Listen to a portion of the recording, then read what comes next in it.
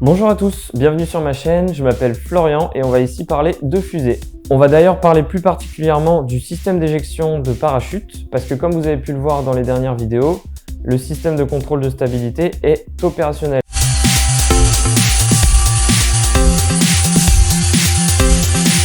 Donc ça c'est une super nouvelle, ça veut dire qu'on va pouvoir dans les prochaines semaines envoyer des fusées avec ce système-là. Et donc le but c'est de les récupérer avec le système de parachute que je vais vous présenter aujourd'hui. Donc dans cette vidéo je vais vous présenter les différents systèmes que j'ai expérimentés. Il y en a deux en fait. Le premier qui est basé sur un moteur commercial de classe A avec une charge d'éjection. Donc ça veut dire qu'on aurait allumé le moteur dans la fusée, qui aurait brûlé dans la fusée, puis on se serait servi de la charge d'éjection pour éjecter le parachute. Et le deuxième est basé sur de la poudre noire. Me demandez pas où j'ai acheté de la poudre noire, ce qui est sûr c'est que ça explose bien. Voici la charge pyrotechnique qui va déclencher l'ouverture du parachute. Donc c'est assez simple, il y a un peu de câblage qui est relié à une petite résistance ici. Et lorsque cette résistance va chauffer, elle va faire exploser la petite quantité de poudre noire qui est là.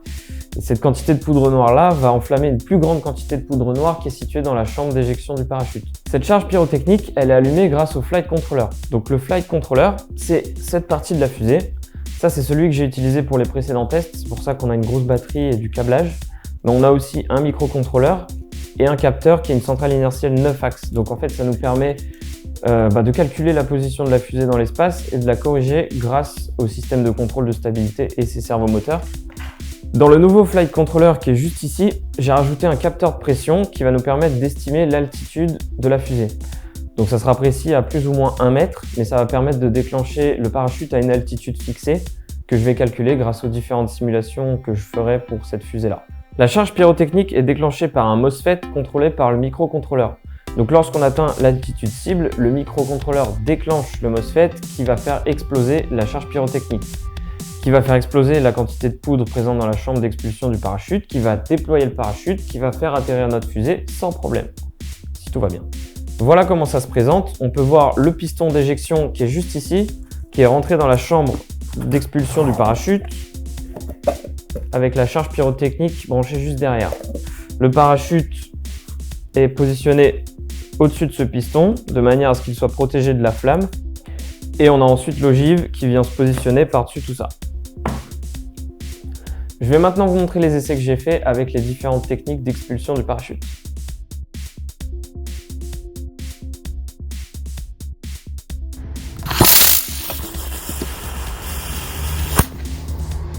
Ok.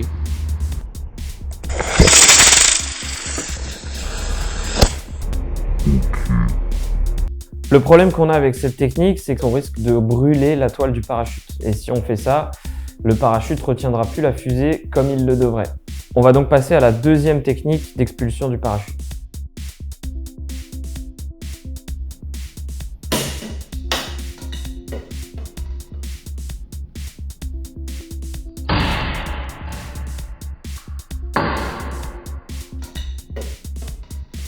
Donc là, on peut voir que la pièce qui contient la poudre noire, qui est normalement logée juste ici, a vraiment souffert, c'est-à-dire qu'en fait, elle s'est carrément éventrée. C'est pour ça qu'on a eu que la coiffe qui a décollé, et ça a vraiment tout détruit à l'intérieur.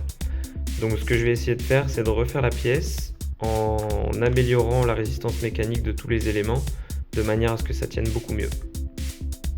On peut même voir des traces de combustion sur cette pièce que j'avais placée de manière à protéger le système électronique qui est présent juste en dessous.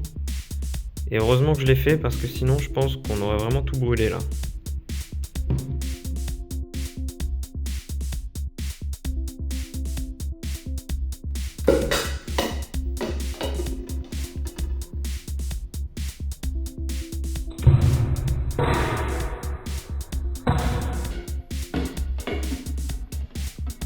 Alors cette fois-ci, aucun problème.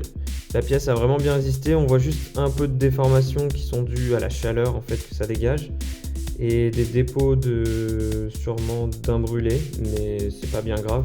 Ce qui compte c'est que tout est en super état. À l'arrière on voit qu'il n'y a vraiment aucune égratignure sur la pièce et puis tout a bien fonctionné comme prévu, donc c'est super. On va retenir cette solution pour la fusée définitive. C'est ce système avec poudre noire qu'on va utiliser pour le premier vol de la fusée avec système de contrôle de stabilité. Comme il est à la fois plus fiable, plus léger et surtout plus sécurisé, il devrait nous permettre de récupérer la fusée sans encombre. Ah mec, le parachute il est hyper... Mais gros, on va aller comment là-bas? Il y a une route, Ah non, elle est loin. Vous savez maintenant tout sur le système d'éjection de parachute de la prochaine fusée. Vous pouvez vous abonner si vous ne l'êtes pas encore. Et moi je vous dis à très vite pour le lancement de cette merveilleuse fusée qui aura lieu dans très peu de temps. Salut!